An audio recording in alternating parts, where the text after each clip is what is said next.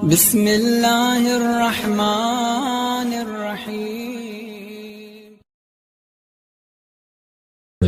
بسم اللہ الرحمن الرحیم وبہ نستعین وہو خیر معین وصلی اللہ علی رسولہ الکریم سیدنا و نبینا و شفیع ذنوبنا ومولانا ومولا الثقلین جد الحسن والحسین ابی القاسم محمد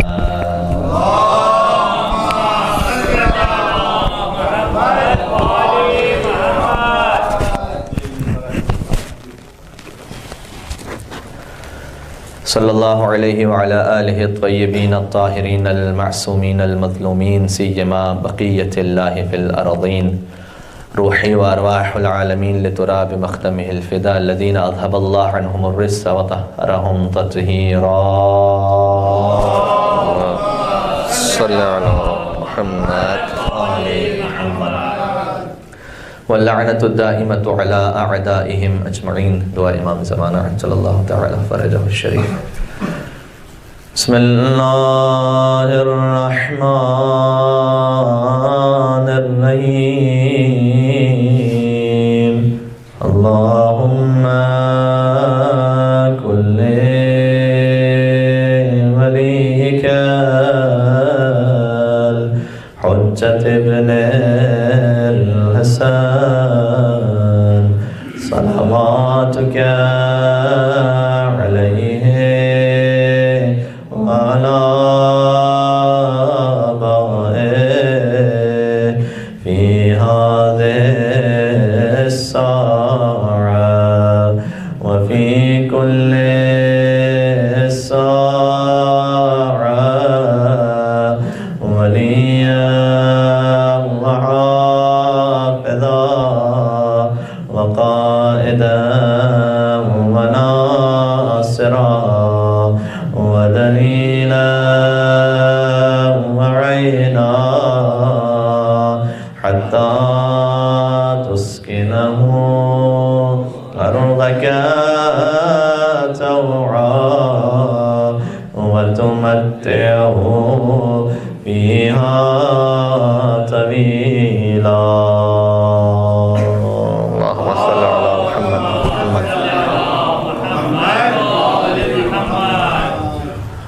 اما بعد فقد قال اللہ الحکیم فی کتابہ المجید. بسم اللہ الرحمن الرحیم.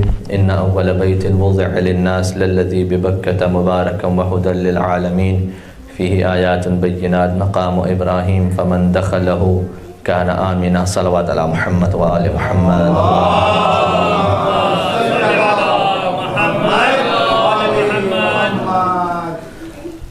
Alhamdulillah, Almighty God, which Allah subhanahu wa ta'ala has given us an opportunity again to share some words of wisdom from Quran and Ahlul Bayt alayhim salam. And it is necessary because Amirul Mu'mineen Ali ibn Abi Talib alayhi salam has narrated in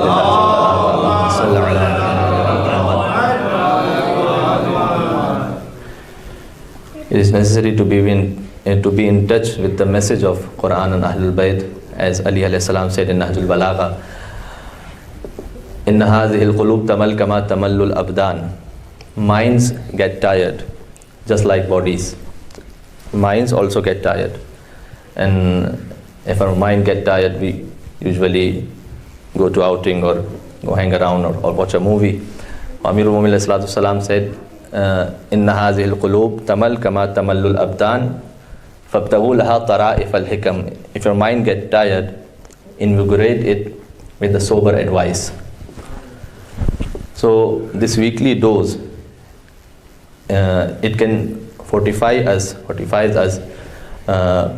mentally and spiritually from the evil of shaitan, and inshallah it can guide us on the path of Muhammad wa Ali Muhammad. Yesterday, Allahumma salli ala Muhammad wa Ali Muhammad.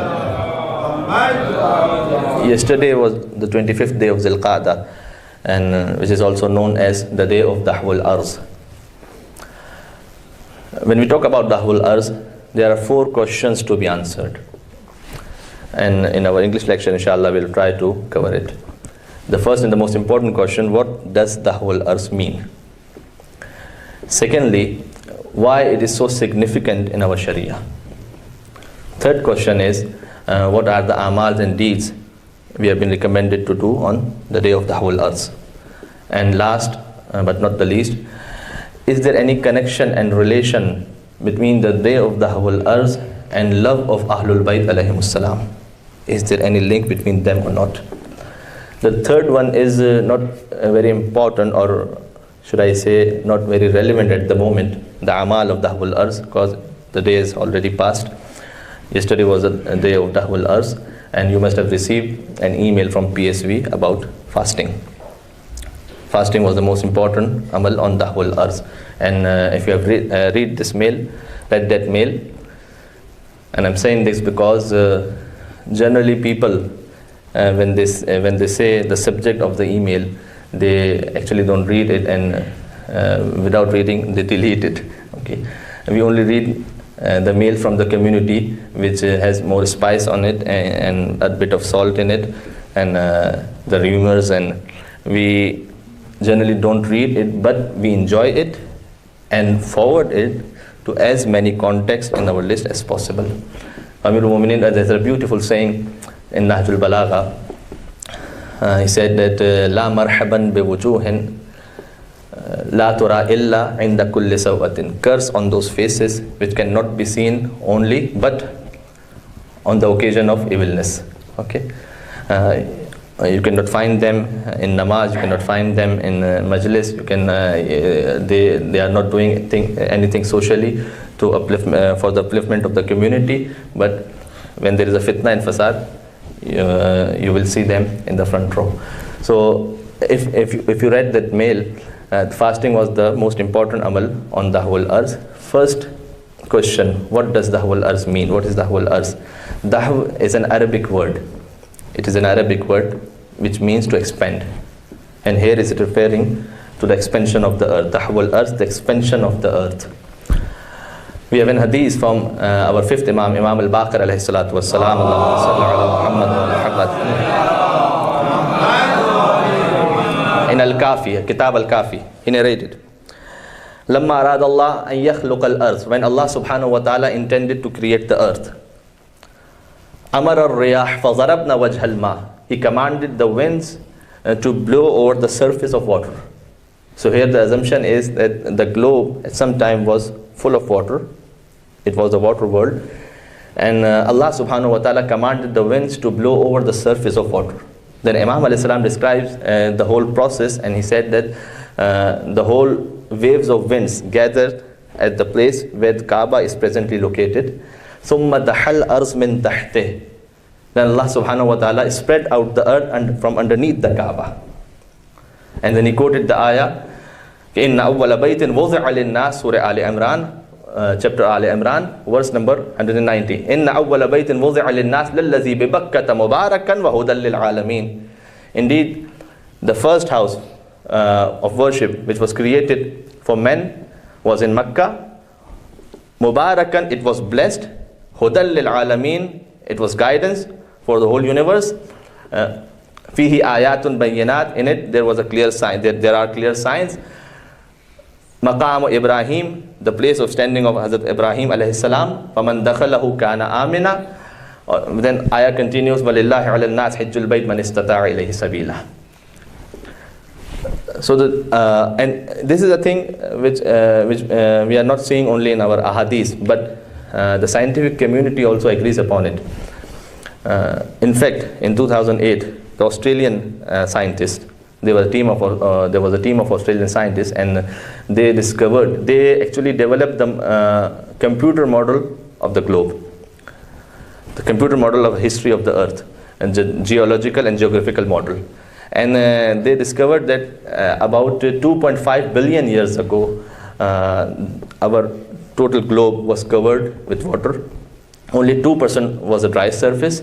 Then something happened when, as compared to 28%, it is a dry. Our Earth contains 28% of dry surface. So there must be a day, or there must be an incident where the winds blow over the surface of water, and the dry surface we are containing at the moment is 28%. this day in our Sharia is known as the day of Dahwul Ars. Why it is so significant? Second question, why it is so significant? It remembers us the most beautiful blessing of Allah subhanahu wa ta'ala. One of the most beautiful blessing of Allah subhanahu wa ta'ala is our earth. We shelter from our earth, it gives us food, it gives us clothing. We can travel easily from one place to another if there is a dry surface on our earth. And we generally take all these blessings, what we say in English, taken as a granted. Okay, we normally not think about it. We normally not think about it. And thank to Allah subhanahu wa ta'ala, we normally not ponder over these blessings. Allah subhanahu wa ta'ala said in Surah Al Imran, verse number 90, Inna fi khalqis samawat, indeed in the creation of the earth and the skies, waqtilafil layli wan nahar, and in the alternation of the days and nights, la ayatin li ulil albab, there are signs the men who understand. So in the creation of earth, Allah subhanahu wa ta'ala, there are signs for the wise people. How it can be related, my last point, how it can be related to the love of Ahlul Bayt alayhimus salam, the day of Dahwul Ars. Dahwul Ars, if you remember this term, Dahwul Ars, I will recite few sentences from Hadith Qissa. Bismillah ar-Rahman ar-Rahim. Inni ma khalaqtu sama'an mabniya wala ardan madhiya. Dahwul Ars, arzan madhiya. The origin of both formations are same. Wala arzan madhiya wala qamaran munira wala shamsan muzi'a wala falakan yadur wala bahran yajri wala fulkan yasri illa fi muhabbati ha'ula'il khamsa allazina hum tahta al-kisa. Salawat ala Muhammad wa ala Muhammad. Allah subhanahu wa ta'ala said, I have not created the skies. Wala arzam madhiya. Dahwul Ars, arzam madhiya. I have not expanded the earth. On the day of Dahwul Ars, the earth was expanded. Wala arzan madhiya. I have not expanded the earth. I have not stretched out the earth. Wala qamaran munira. I have not illuminated the moon. Wala shamsan mudhi'a. I have not brightened the sun. Wala falakan yadur. I have not rotated the planets. Wala bahran yajri. I have not flown the seas. Wala fulkan yasri. I have not sailed the ships. Illa fi muhabbati ha'ula'il khamsa. But for the love of those five who are under the kisa. Waqal Aminu Jibreel. Gabriel asked from Allah subhanahu wa ta'ala, Waman tahtal kisa. Who they are under the cloak. And Allah subhanahu wa ta'ala replied, Hum ahlu baytin nubuwah. They are household of the prophethood. Wa ma'adinur risala. They are the core of the message. And they namely Fatima, her husband, her father, her husband, and her son, which we say in Hadith Qissa, Fatimatu wa abuha wa ba'luha wa banuha. Allahumma salli ala Muhammad. So this is a summary of the day of Dahwul Ars. On the 25th day of Zulqa'dah, may Allah subhanahu wa ta'ala gives us a tawfiq to ponder over His blessings and inshallah increase the love of Ahlul Bayt alayhimus salam in our hearts. And we'll continue this in our Urdu lecture. Salawat ala Muhammad wa ala Muhammad.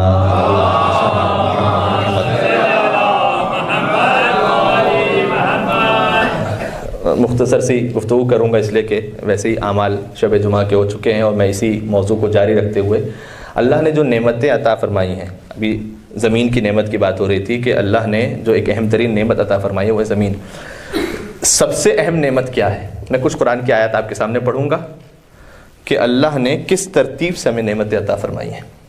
लेकिन सारी नेमतों से बढ़कर, हमारे वजूद से बढ़कर सबसे अहम और सबसे कीमती नेमत क्या है? एक शख्स आता है छठे इमाम के पास, मोमिन था, गरीब था। तो इमाम से उसने आगे कहा कि मौला मैं बहुत फ़कीर हूँ, गरीब हूँ, तो मेरे लिए दुआ फरमाइए कि अल्लाह मुझे दौलत अता करे। इमाम ने उसे जवाब दिया कि हम तेरे लिए दुआ तो करेंगे, लेकिन तू अपने आप को फ़कीर और गरीब ना कहे। गौर फरमाइएगा, क्या तू गरीब और फ़कीर नहीं है? उसने कहा मौला मेरे घर में फ़ाक़े हैं, मेरे पास खाने को नहीं है। इमाम ने कहा हम तेरे लिए दुआ करेंगे कि अल्लाह तुझे गनी कर दे, बेनियाज कर दे, लेकिन तू फ़कीर और गरीब नहीं है, तेरे पास अल्लाह ने वो दौलत अता की जो कायनात की सबसे बड़ी दौलत है। तो उसने सवाल किया कि या फर्जंद रसूल मेरे पास कौन सी दौलत है? इमाम ने जवाब दिया कि अगर तुझे دنیا کا سارا سونا اور چاندی اور سارے ہیرے اور جواہرات عطا کر دیے جائیں اس بات پر کہ تیرے دل میں جو محبت علی اور اولاد علی ہے اسے لے لیا جائے، تو کیا تو اس پہ راضی ہو جائے گا؟ کیا تو اس پہ راضی ہو جائے گا کہ دنیا کی ساری دولت تجھے مل جائے لیکن تیرے دل میں جو محبت اہل بیت ہے اسے چھین لیا جائے؟ اس نے کہا مولا میں اس سے راضی نہیں ہوں گا. پھر مولا نے فرمایا کہ اللہ نے تجھے کائنات کی وہ دولت عطا کی ہے جو بہت کم لوگوں کو نصیب ہوتی ہے. صلوات بر محمد و آل محمد.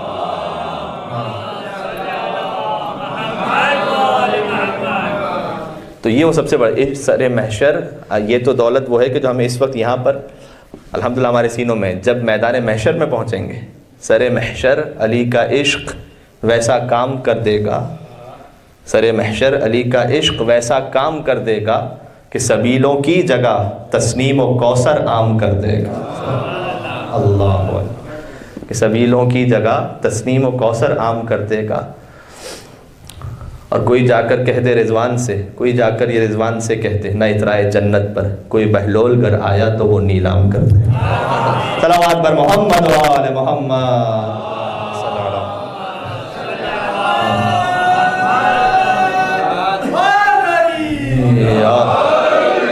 یہ سب سے بڑی نعمت ہے جو اللہ نے ہمیں عطا فرمائی، اور اس نعمت کی خاطر آپ یہاں تشریف فرمائیں. ٹھیک ہے نا، ہر ہفتے جو آپ یہاں شب جمعہ تشریف لاتے ہیں اسی نعمت کی خاطر ہے. ٹھیک ہے کہ جو اللہ نے ہمیں عطا فرمائی ہے. لہٰذا جو ہم نے عرض کیا تھا کہ امیر المومنین کو جب مولا بنایا تھا تو رسول اللہ نے کہا تھا فَلْيُبَلِّغِ الشَّاهِدَ الْغَائِبَ، جو موجود ہے وہ اس تک پہنچا دے جو موجود نہیں ہے. تو آپ بھی ان تک کم از کم اپنی آئندہ آنے والی نسلوں تک اپنے گھر پہ اس نعمت کو پہنچائیے گا تاکہ یہ نعمت جاری و ساری رہے. اور ہمارا اب یہ اہم ترین نعمت ہے. اس کے بعد اب اگر تصور فرمائیے کہ اللہ نے جو ہمیں نعمتیں عطا فرمائی ہیں ان کی اگر ہم ترتیب وار قرآن کریم سے دیکھنا شروع کریں، سورہ مبارک مومنون، اور یہ وہ سورہ ہے کہ جب امیر المومنین دنیا میں تشریف لائے تھے تو آغوش مادر سے آغوش رسالت میں آتے ہیں، اور علی نے آنکھیں کھولیں اور اس دنیا میں آنے کے بعد جو پہلی زیارت کی وہ چہرہ رسول تھا، اور اس کے بعد جو قرآن کی آیات سنانا شروع کی وہ سورہ مبارک مومنون تھا. سورہ مبارک مومنون میں امیر المومنین پڑھتے گئے اور رسول اللہ سنتے گئے اور تصدیق فرماتے گئے. اس سورہ میں پروردگار ارشاد فرماتا ہے، دیکھیں انسان اپنی خلقت سے یہاں سے آغاز کرتے ہیں. اللہ نے جو ہمیں نعمتیں عطا فرمائی ہیں، اور نعمتوں پر غور کرنے کا فائدہ کیا ہے؟ انسان کے اندر شکر کا جذبہ بڑھتا ہے. ٹھیک ہے، بندگی میں اضافہ ہوتا ہے جب جتنا اللہ کی نعمتوں پہ غور کرتا ہے. پروردگار نے ارشاد فرمایا کہ وَلَقَدْ خَلَقْنَا الْإِنسَانَ مِنْ سُلَالَةٍ مِّن طِينٍ ثُمَّ جَعَلْنَاهُ نُطْفَةً فِي قَرَارٍ مَّكِينٍ ثم خلقنا النطفة علقة فخلقنا العلقة مضغة فخلقنا المضغة عظاما فكسونا العظام لحما ثم انشأناه خلقا آخر فتبارك الله احسن الخالقين. اللہ اکبر. یہ خلقت انسانی ہے. وَلَقَدْ خَلَقْنَا الْإِنسَانَ مِنْ سُلَالَةٍ مِّن طِينٍ، اے انسان ہم نے تجھے گیلی مٹی سے خلق کیا. ثم جعلناه نطفة في قرار مكين، اس کے بعد تیرے نطفے کو ایک محفوظ مقام پر رکھ دیا. ٹھیک ہے، صرف ترجمہ کروں گا، آپ ظاہر صاحبان فہم میں. تیرے نطفے کو جب محفوظ مقام پر رکھ دیا پھر کیا کیا؟ ثم خلقنا النطفة علقة. کاش اگر تھوڑا سا زیادہ وقت ہوتا تو ان آیات پر سائنٹیفکلی بھی بہت بات کی جا سکتی ہے. ثم خلقنا النطفة علقة، اس کے بعد تیرے نطفے کو علقہ بنایا. علقہ یعنی جمع ہوا خون. فخلقنا العلقة مضغة، علقے کو مضغہ بنایا. مضغہ یعنی گوشت کا لوتھڑا. فخلقنا المضغة عظاما، اس سے ہڈیاں پیدا کی. فَكَسَوْنَا الْعِظَامَ لَحْمًا، ان ہڈیوں کے اوپر گوشت کو چڑھا دیا. ثُمَّ أَنشَأْنَاهُ خَلْقًا آخر، اس کے بعد تجھ میں روح کو پھونک دیا. اس کے بعد اللہ کہتا ہے فَتَبَارَكَ اللَّهُ أَحْسَنُ الْخَالِقِينَ. تو انسان کتنا بہترین ہے تیرا خلق کرنے والا پروردگار. اللہ اللہ نے کتنی بڑی کائنات خلق کی ہے. اس کی وسعتیں ہم جانتے نہیں ہیں. آج تک سائنس آج تک جانتی تو نہیں کہ اس کائنات کی جو باؤنڈریز ہیں وہ کیا ہیں، اور یہ یونیورس تو چلتا جا رہا ہے. اور اس کائنات میں اگر آپ ہماری دنیا کی حیثیت دیکھیں تو خدا کی قسم ایک ڈاٹ سے زیادہ نہیں ہے. ٹھیک ہے نا، یہ جو پورا ملکی وے ہے، یہ سولر سسٹم ہمارا، یہ پورا جو ایک ملکی وے جاری ہے اس میں، تو ایک ڈاٹ لگائیے پیپر پہ، صحیح، یہ ہماری دنیا ہے. بس ایک جملہ کہہ دوں، اس ڈاٹ جتنی جگہ پر چند فٹ جگہ گھیر کے جو سے مل جاتی ہے انسان کو، کچھ دولت سمیٹ کے انسان کھڑا ہوتا ہے اور اللہ کے سامنے اکڑ رہا ہوتا ہے. تیری حیثیت کیا ہے؟ تیری کیا اوقات ہے؟ یہ انسان ہے. اتنی بڑی کائنات جب اللہ نے خلق کی نا, تو کسی چیز کی خلقت میں آپ کو چیلنج کے ساتھ کہہ رہا ہوں, کسی چیز کی خلقت میں اللہ نے اپنی تعریف نہیں کی. کہا دیکھو میں نے کتنا خوبصورت سورج بنایا ہے, میں نے مثال کے طور پر کیسا چاند بنایا ہے, میں نے کیسے سیاح, کسی چیز کے بارے میں نہیں کہا اللہ نے. لیکن جب انسان کو خلق کیا, چھوٹا سا بچہ شکم مادر سے دنیا میں آیا, ابھی کچھ بول بھی نہیں سکتا, کچھ کہہ نہیں سکتا, اپنی مرضی سے ہل نہیں سکتا, اٹھ نہیں سکتا, کھا نہیں سکتا, پی نہیں سکتا. اللہ اسے دیکھتے کہتا ہے فتبارک اللہ احسن الخالقین, اے انسان کتنا بہترین ہے تیرا خلق کرنے والا پروردگار. لہذا امیر المومنین نے نہج البلاغہ میں کہا, مولانا نے نہج البلاغہ میں کہا کہ اے انسان تو اپنے آپ کو کم نہ سمجھنا, تو اپنے آپ کو کم نہ سمجھ, انسان پر تعجب, فیکن طول العالم الاکبر, تیرے اندر اللہ نے پوری کائنات کو چھپا کے رکھا ہوا تیرے اندر. یہ انسان ہے. اور جیسے کہ میں نے عرض کیا کہ ان آیات پر جو اللہ نے لفظ فا اور سما, عربک دو حرف ہیں فا اور سما, اس کے ذریعے سے کتنے سائنٹیفک مسائل کو حل کیا, وہ میرا موضوع نہیں ہے, میں اشارہ کر دوں خالی. کہیں اللہ کہتا ہے جو پورا ہے نا سلسلہ, لقد خلقنا الانسان من سلالۃ من طین ثم جعلناہ نطفۃ فی قرار مکین. ثم ہم نے انسان کو گیلی مٹی سے خلق کیا, ٹھیک ہے. اس کے بعد کا سما اور فا میں فرق کیا, جو الگ الگ سٹیپس اور سٹیجز ہیں اس میں کہیں اللہ سما کہتا ہے, کہیں اللہ فا کہتا ہے, فا کے حرف. سما اور فا میں فرق کیا ہے, سما جہاں استعمال ہو عرب میں اس کا مطلب ہوتا ہے کہ ایک کام ہو رہا ہے لیکن تھوڑے گیپ کے ساتھ ہو رہا ہے, اور فا جب استعمال ہو اس کا مطلب یہ ہے کہ جو کام ہے وہ بغیر کسی فاصلے کے ہے. اور آپ سے بڑھ کر کون اس مثال کو سمجھے گا بلا فصل کی, من کنت مولا فا عاد علی مولا, بغیر فاصلے کے. تو کہیں اللہ فا کہتا ہے, کہیں ثم, اس لیے ثم انشأناہ خلقا آخر, ہم نے خون بنایا, اس کے بعد گوشت, اس کے بعد ہڈی, یہ فوراً ہوتا ہے پروسیس. روح 4 مہینے بعد آتی ہے. اللہ نے ثم انشأناہ خلقا آخر, یہ فوراً کام نہیں ہوا, روح کا سلسلہ کچھ عرصے بعد ہوا. تو فا اور سما سے اللہ نے الگ الگ خلقتوں کو, اس کے سٹیجز کو بیان کیا ہے. اچھا جب بچہ دنیا میں آ گیا, یہ اللہ کی نعمت ہے یا نہیں؟ اللہ کی نعمت ہے. پروردگار یہ دنیا میں آئے تو اسے رزق چاہیے یا نہیں چاہیے؟ ٹھیک ہے, پھر قرآن سے پوچھیے اسے رزق دینے والا کون ہے؟ 12ویں پارے کی پہلی آیت, وما من دابۃ فی الارض الا علی اللہ رزقھا, کہ زمین میں کوئی چلنے پھرنے والا ایسا نہیں کہ جس کا رزق اللہ کے اوپر نہ ہو. تم سمجھ رہے ہو کہ تم اسے کھلا رہے ہو؟ نہیں, تم سبب ہو خالی. اللہ نے اس کا رزق فراہم کیا, اللہ نے عطا کیا. پروردگار, میں مختصر کروں, اسے رزق ملتا رہا تو عطا کرتا رہا. اس کے بعد یہ کچھ بڑا ہوا, اسے ایجوکیشن کی ضرورت ہوئی, ٹھیک ہے. اب تعلیم اسے کیسے ملے گی؟ اس کے لیے جو ریسورسز ہیں وہ کس نے دیے ہیں؟ سورہ نحل کی طرف آئیے, واللہ اخرجکم من بطون امہاتکم لا تعلمون شیئا, اللہ نے تمہیں تمہاری ماؤں کی شکموں سے ایسے نکالا تھا کہ تم تو کچھ نہیں جانتے تھے, تم تو جاہل تھے. ثم جعل لکم السمع والابصار والافئدہ لعلکم تشکرون, اس کے بعد تمہیں دیکھنے والی آنکھیں دیں, اس کے بعد تمہیں سننے والے کان دیے, تمہیں سوچنے والا دل دیا تاکہ تم سیکھ سکو کچھ. لعلکم تشکرون, اب تو شکر کرنے والے بن جاؤ. یہ اللہ قرآن میں کہہ رہا ہے, اللہ کہہ رہا ہے کہ ایجوکیشن کے لیے جو تمہارے پاس ریسورسز ہے وہ کہاں سے آئے تھے؟ ہم نے دیے تمہیں. تمہاری تعلیم بھی ہو گئی, اس کے بعد انسان بڑا ہوا, اسے شادی کی ضرورت ہوئی, ٹھیک ہے. پھر اللہ سے پوچھیے پروردگار یہ شادی کون کروائے گا؟ ومن آیاتہ, سورہ روم, اللہ اکبر, قرآن واقعاً بولتا ہے خدا کی قسم, ومن آیاتہ ان خلق لکم من انفسکم ازواجا لتسکنوا الیہا وجعل بینکم مودۃ ورحمہ. اللہ وہ ہے کہ جس نے تمہارے درمیان جوڑوں کو خلق کر دیا. وَجَعَلَ بَيْنَكُمْ مَوَدَّةً وَرَحْمَةً, اللہ وہ ہے کہ جس نے تمہارے درمیان مودت اور رحمت کو قرار دے دیا. ٹھیک ہے, دو ایک دوسرے کو نہ جاننے والے. خیر یہ معاملہ پرانا ہو گیا ہے, لیکن ہمارے یہاں پر جو معاملہ ہے وہ یہ ہے کہ اللہ جو مودت اور رحمت قرار دیتا ہے وہ ہے دائمی. ہماری محبت فیس بک سے سٹارٹ ہوگی, ٹویٹر کے اکاؤنٹ پہ ختم ہو جائے گی. یہ حساب کتاب ہے آج کی دنیا. اللہ کہتا ہے ہم نے جو تمہارے درمیان جو شرعی حساب سے شادی کی جائے, میرا موضوع اس وقت یہ نہیں ہے, اس میں جو محبت اور مودت ہے اللہ کہتا ہے ہم نے قرار دی ہے.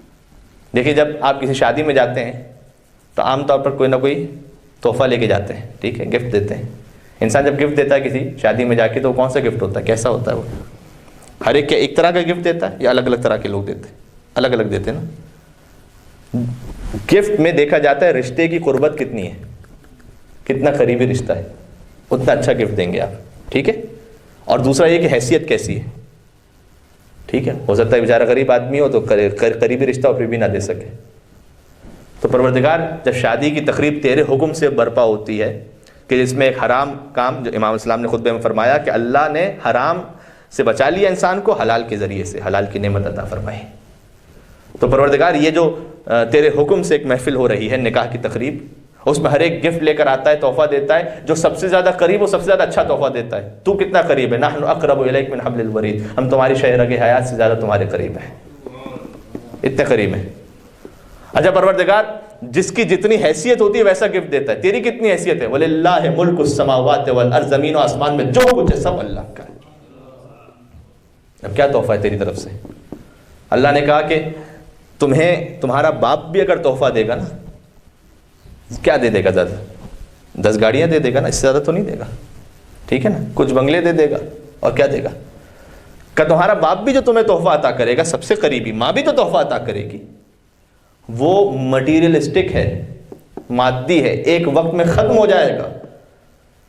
جب ہمارے حکم پر یہ تقریب ہوتی ہے اور اللہ کی جانب سے دلہا اور دلہن کو جو تحفہ عطا ہوتا ہے، وَجَعَلَ بَيْنَكُمْ مَوَدَّةً وَرَحْمَةً، اللہ وہ ہے جس نے ان دو خاندانوں کے درمیان مودت اور رحمت کو قرار دے دیا.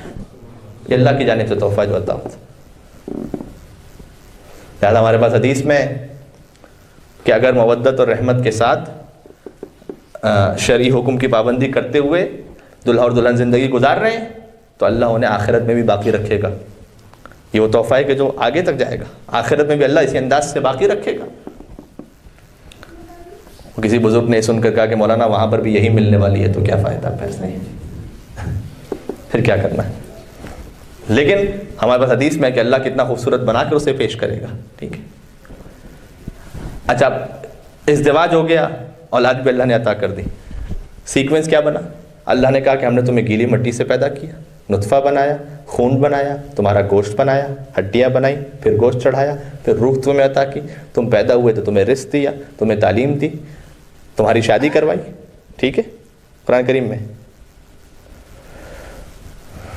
اولاد تمہیں عطا کر دی. یہاں تک انسان آ گیا، اللہ نے پہنچا دیا انسان کو. اب قرآن کا ایک سوال اور میری مجلس تمام.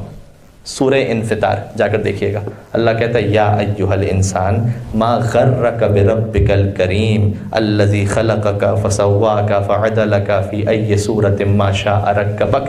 اے انسان تجھے کس چیز نے اپنے اس کریم پروردگار کے سامنے مغرور بنا دیا؟ تیری یہ جرت ہو گئی کہ اب اللہ کے سامنے اکڑنے لگا. کون؟ اللہ. الذی خلقک، یاد کر وہ جس نے تجھے خلق کیا تھا، تجھے یہاں تک پہنچایا اللہ نے. اب تیری اتنی جرت ہو گئی تو اللہ کے سامنے اکڑنے لگا. اکڑنے کا مطلب کیا ہوتا ہے؟ اکڑنا کیا ہوتا ہے؟ علماء اخلاق یہ کہتے ہیں کہ جب بھی انسان کوئی گناہ کرتا ہے جان بوجھ کر، ٹھیک ہے، اس حد تک وہ اللہ کے سامنے اکڑ رہا ہوتا ہے. کہتا ہے پروردگار تیرا حکم نہیں مانوں گا، اپنے نفس کا حکم مانوں گا، اپنے نفس کی خواہش مانوں گا. یہ اللہ کے سامنے اکڑنا، ٹھیک ہے. اللہ کہتا ہے تو کیوں اکڑ رہا ہے؟ میں نے تجھے اتنی نعمتیں دی. اچھا اکڑتا کیوں ہے انسان؟ یہ بھی قرآن سے پوچھ لیں. سورہ علق، ان الانسان لا یطغی. اے انسان تو اکڑتا ہے کب؟ ارآہ استغنی، جب اپنے آپ کو بے نیاز سمجھتا ہے، جب تجھے اللہ کی ضرورت نہیں رہتی. تو جب تو یہ سمجھتا نا کہ اب میں خود اکیلا، بس مجھے کسی کی ضرورت نہیں ہے، میں کسی کا محتاج نہیں ہوں، اللہ کہتا ہے اس وقت تو اکڑنا شروع کرتا ہے. لہذا رسول اللہ دعا فرماتے ہیں اللہم لا تکلنی طرفۃ عین، پروردگار مجھے پلک جھپکنے کے برابر بھی اپنے حال پر نہ چھوڑنا، ہمیشہ مجھے احساس ہوتا رہے کہ مجھے تیری ضرورت ہے. یہ احساس زندہ رکھنا ضروری ہے. میں کچھ نہیں ہوں، میری حقیقت کیا، حیثیت کیا ہے، ٹھیک ہے. میری مائیں بہنیں جو سن رہی ہیں، اگر حجاب کے ساتھ گھر سے باہر نہ نکلیں، یہ اللہ کے سامنے اکڑنا ہے. ہم جانتے کہ اللہ کا حکم کیا ہے، اللہ نے جو نعمتیں عطا کی ہیں، کہ نہیں میری مرضی ہے. اس حد میں اللہ کے سامنے، اللہ، علماء اخلاق کیا کہتے ہیں، یعنی ہم نے اپنے نفس کو اللہ کا شریک بنا لیا. اللہ کی بات نہیں مانی، اپنے نفس کی بات مانی، یعنی دو خدا ہو گئے، ایک اللہ اور ایک میرا نفس. اور ہمارے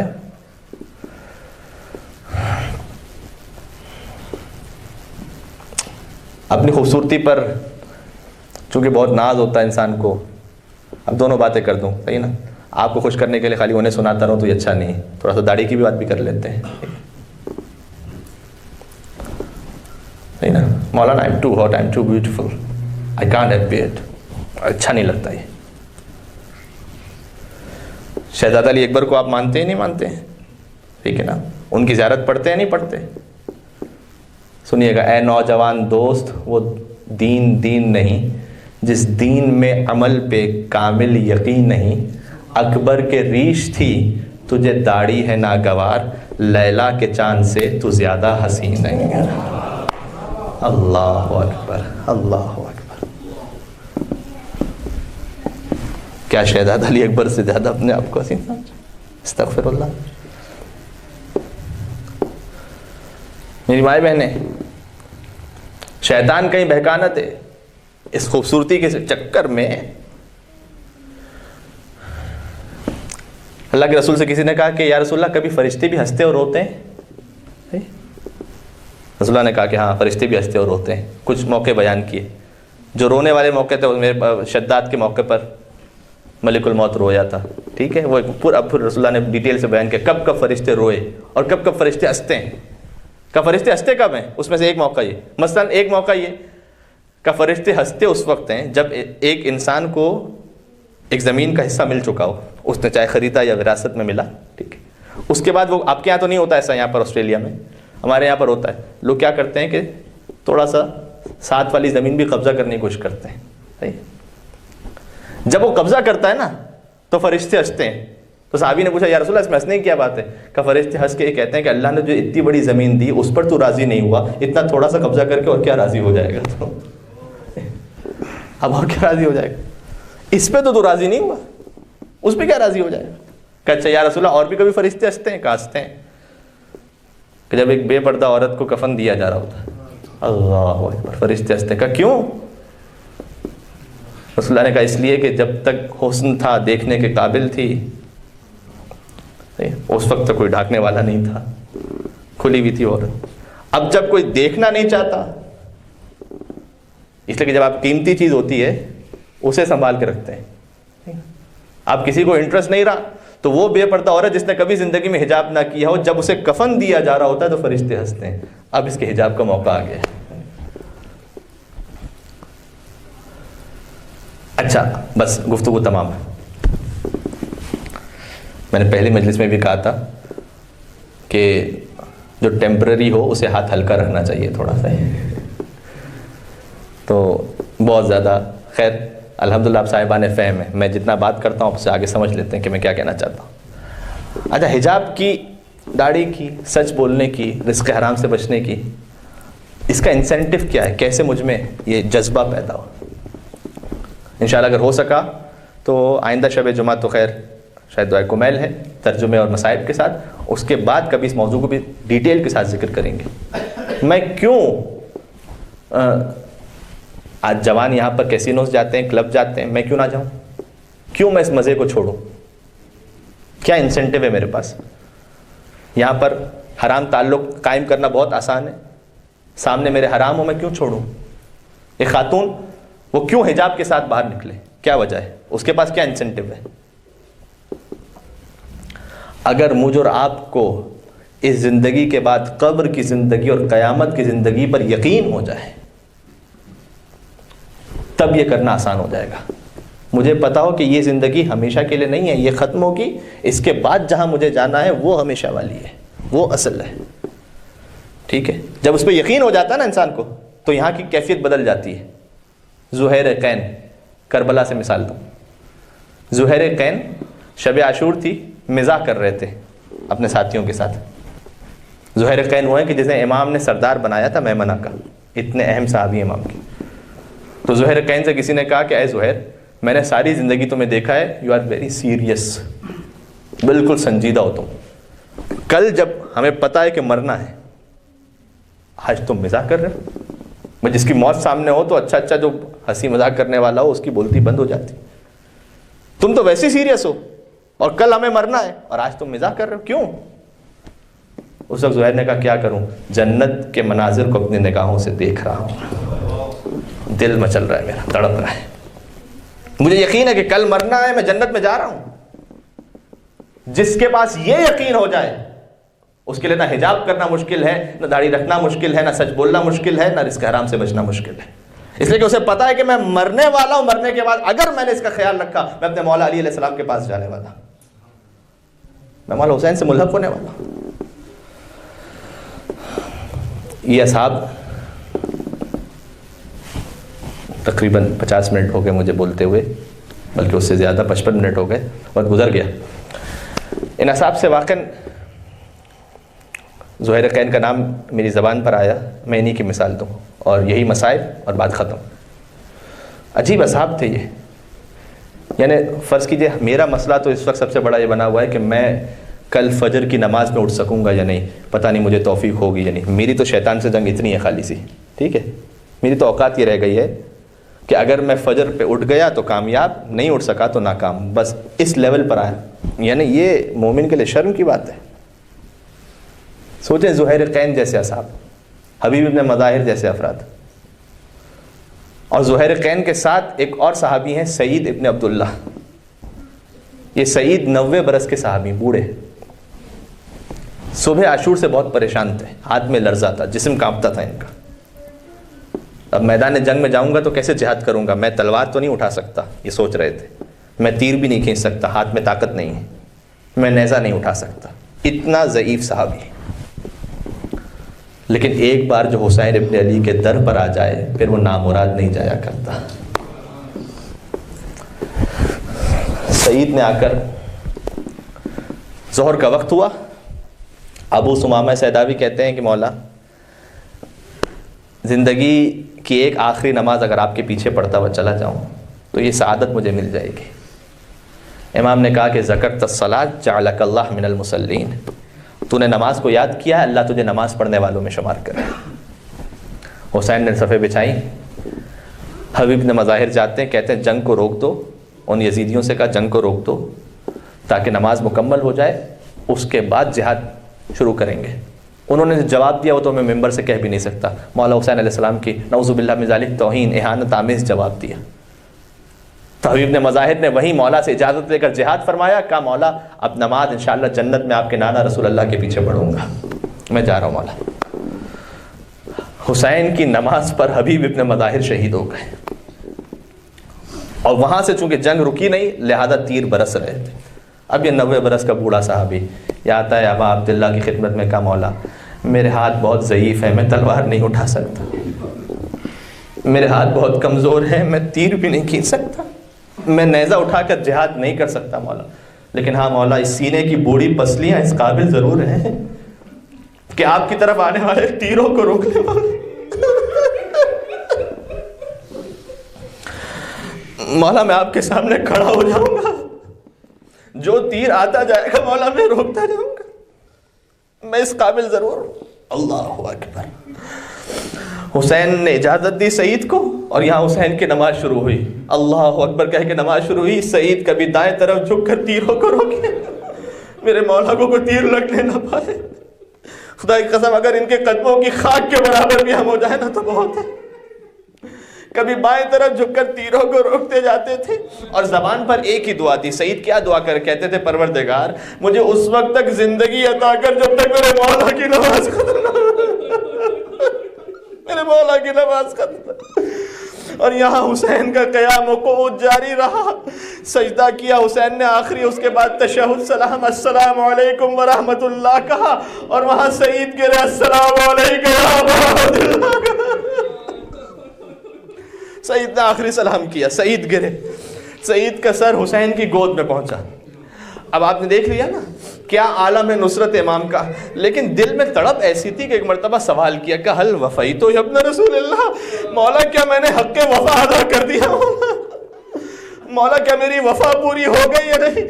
تو حسین نے جواب، جو مقتل میں جملہ لکھا، حسین نے کہا سعید انت امامی فی الجنہ، سعید تو دنیا میں میرے آگے کھڑا ہوا نا نماز میں، جب تو جنت میں بھی جائے گا تو حسین کے آگے. تو حسین کے آگے آگے چلنا. سعید کہتے اب مولانا اظہر حسین زیدی صاحب ان جملوں کو پڑھا کرتے. سعید کہتے ہیں مولا اگر میں آپ کے آگے جاؤں گا نا تو پھر میرے سینے سے تیروں کو نکالیے گا نہیں مولا. میں چاہتا ہوں جنت میں آپ کی ماں فاطمہ زہرا کے سامنے اسی حالت میں. بس مسائب ختم کر رہا ہوں, بس تقریباً 1 گھنٹہ ہو گیا مجھے, میں مسائب ختم کر رہا ہوں. مولانا اظہر حسین زہری صاحب اب یہ پڑھا کرتے تھے. سعید اب حسین کی گود میں ہے. ایک مرتبہ کہتے ہیں مولا ایسا لگا جیسے کوئی میرے داہنے طرف آ کر کھڑا ہو گیا ہو.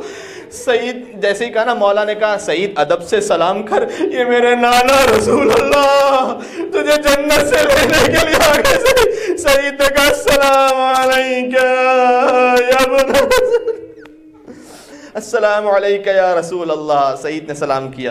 کہا مولا ایسا لگا جیسے کوئی میری بہانے طرف بھی آ گیا ہو. سعید نے جیسے ہی کہا نا تو مولا جواب دیتے ہیں مولا سعید ادب سے سلام کر, یہ میرا بابا کائنات کا مشکل کشا علی مرتضیٰ تجھے لینے کے لیے آیا ہے.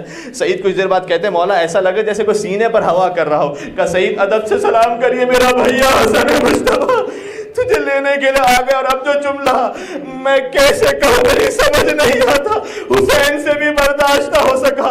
سعید کچھ دیر بعد کہتے ہیں ایسا لگا مولا جیسے کوئی قدموں کی طرف بڑھ رہا ہو. حسین نے سعید کو سر زمین پر رکھا. کہا سعید جلدی سے پیروں کو سمیٹ دے, ارے یہ میری ماں فاطمہ زہرا تجھے لینے کے لیے جنت سے آئی. آئے حسین کی ماں,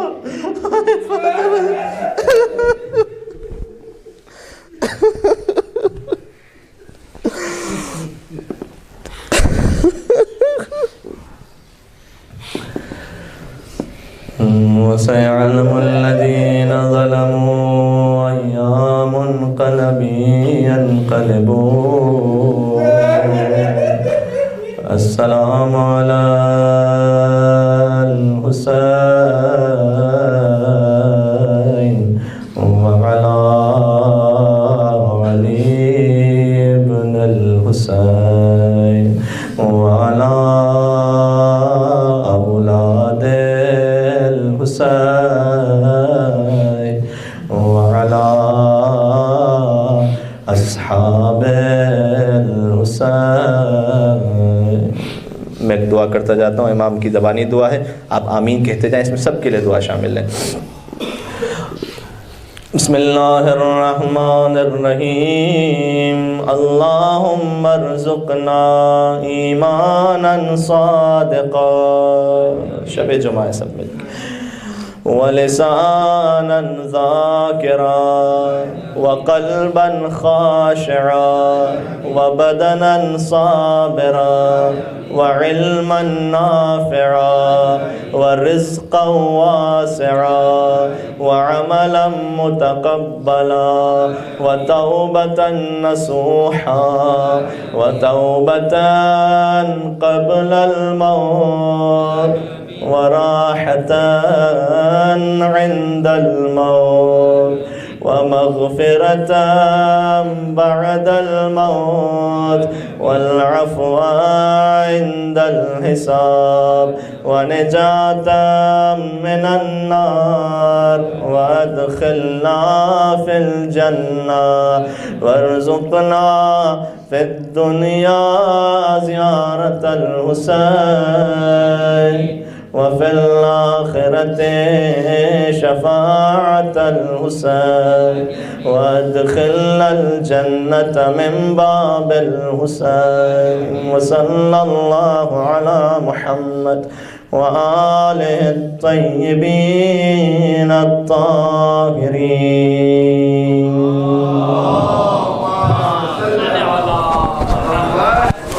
ایک سورہ فاتحہ چونکہ شب جمعہ ہے اپنے